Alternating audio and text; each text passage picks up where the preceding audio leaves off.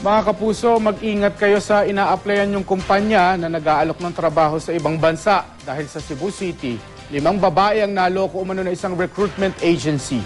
Wala raw silang napala matapos magbayad ng mahigit 100,000 piso.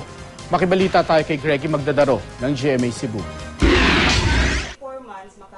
Dumulog sa opisina ng Investigation and Detective Management Branch ng Cebu City Police Office ang 5 babaeng ito. Hiniling nilang huwag ipakita ang kanilang mukha sa kamera. Inirereklamo nila ang isa umanong recruitment agency na nanloko sa kanila.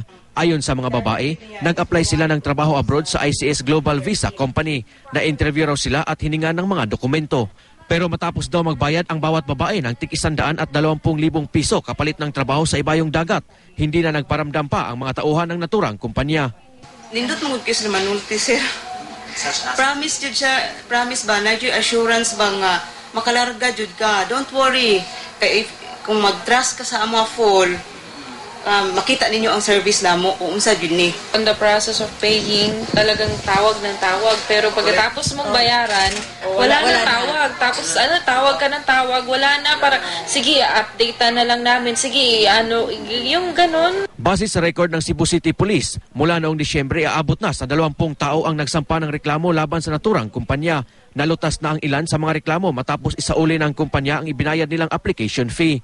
Napag-alaman din ng pulisya na hindi lisensyado bilang recruitment agency ang naturang kumpanya base sa certification mula sa Philippine Overseas Employment Administration.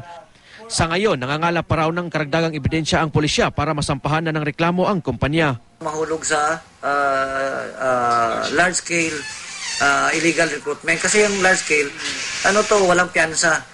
It's clear na yung pinagagawa nila is yung pangilad. Pinuntahan ng GMA News ang opisina ng inireklamong kumpanya pero tumangging magbigay ng pahayag ang pamunuan nito. Maghahanda na lang daw sila ng official statement. Greggy Magdadaro, Nagbabalita, Pilipinas.